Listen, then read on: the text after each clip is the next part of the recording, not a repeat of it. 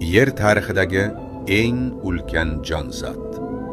Bu 180 tonnalik bahaybat ko'k kit.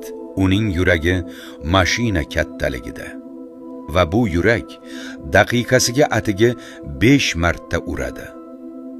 Ko'k kit 500 metr chuqurlikkacha shong'iy oladi.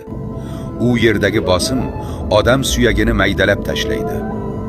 Uning ovozi esa okean bo'ylab yuzlab kilometrlar uzoqqa tarqaladi. Ko'k kit sut emizuvchilar sinfiga mansub. U jabra bilan emas, o'pka bilan nafas oladi. Har bir nafasda o'pkasiga 2000 litrga yaqin havo sig'adi. Shu bitta nafas unga suv ostida 1 soatgacha qolish imkonini beradi.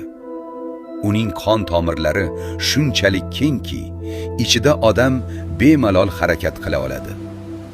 Shuncha ulkan bo'lishiga qaramay, bu bahaybat jonzot pashsha kattaligidagi planktonlar kril bilan oziqlanadi. Bir kunda 4 tonnagacha. Ko'k kit 2-3 tonna vazndagi bolalarni dunyoga keltiradi va u boshqa sut emizuvchilar singari bolasini sut bilan boqadi.